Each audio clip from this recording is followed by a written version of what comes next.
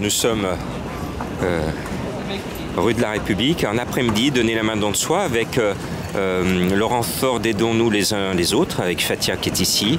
Et on a une famille ici à la rue, dans une grande artère lyonnaise, avec des enfants, jeunes enfants. Et on est en train de leur donner du couscous. Preuve par l'image, regardez, le couscous est ici. Et plein de bonnes choses.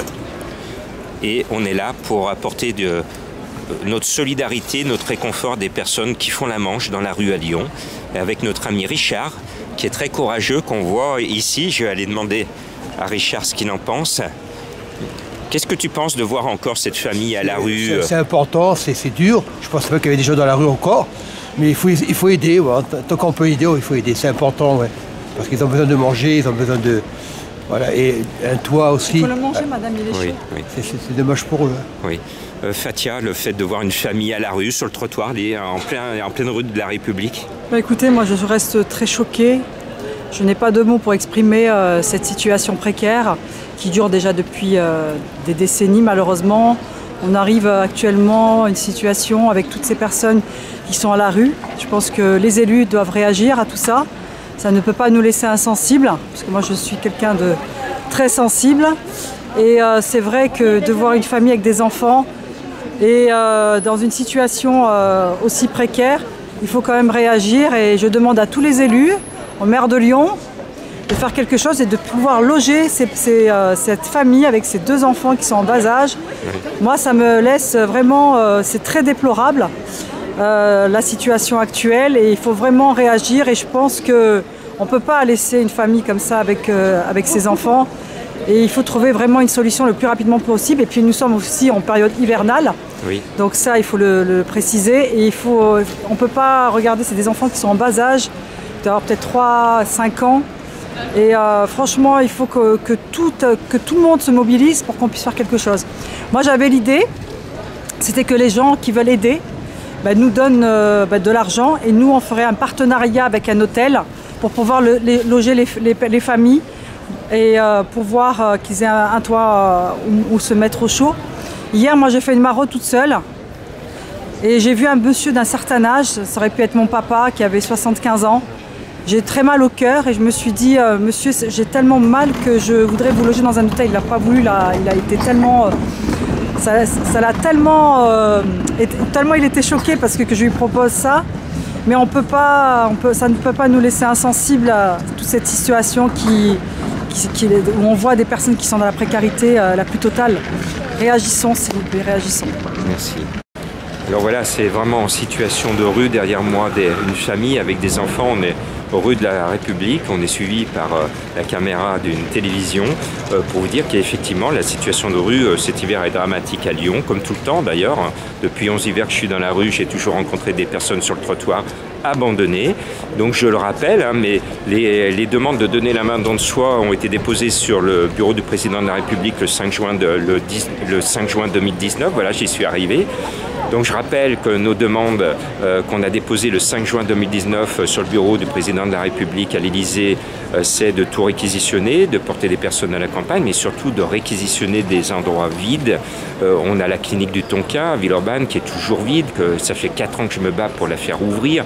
Le préfet m'avait répondu à l'époque, c'est bourré d'amiante, mais bon, le personnel qui a travaillé là-dedans, ils ont travaillé malgré tout dans des bâtiments bourrés d'amiante, donc ce n'est pas une excuse valable et il faut occuper, réquisitionner des espaces.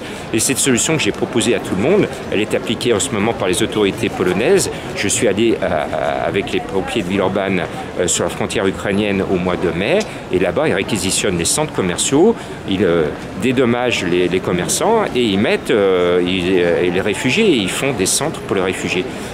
En Pologne, on le fait. Pourquoi nous, en France, nos grands élus n'appliquent pas les demandes et réclamations de donner la main dans le soi? On est là pour se mettre au boulot. Il suffit que le président, le maire de Lyon ou le président de la métropole m'appelle et je me mets au boulot, même gratuitement, vous voyez. Gratuitement, bénévolement, je me mets au boulot pour l'État et pour la communauté. C'est les gens qui ont donné, ils verront que ça a été à toi, voilà. Quel est ton prénom? Avram. Pardon? Voilà. Avram. Avram? Oui. Très bien, ben moi c'est Jean-Marc. Allez, Avram, on ouvre.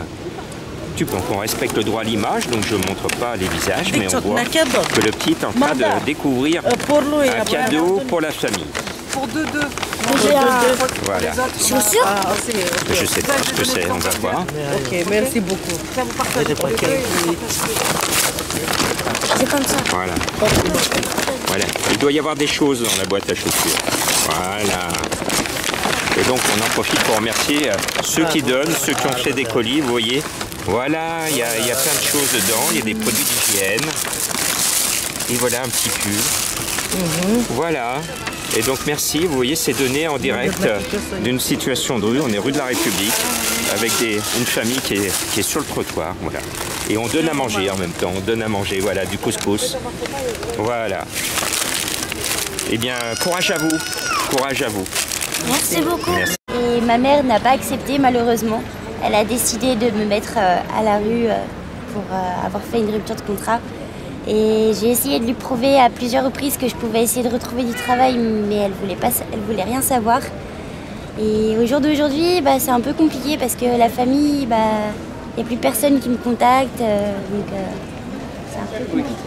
Alors justement, donc, Alors voilà, là c'est l'émotion parce qu'on a Océane que l'on a aidé il y a quelques hivers, qui est là juste derrière nous, interviewée par nos amis de BFM. Donc Océane essaie de valider son téléphone. Dès que j'ai son téléphone, on lancera de nouveau un appel au job et au logement. Je lui ai promis de la solution hôtelière en attendant. Donc prochainement, dès que j'arrive à avoir le bon contact téléphonique d'Océane, j'aurai ce côté très important de lancer un appel au secours pour elle. En attendant, elle fait la manche dans la rue. Je lui ai promis de lui trouver une solution hôtelière et d'essayer de trouver un job et beaucoup mieux dans les jours qui viennent, surtout qu'on est en grand froid à Lyon.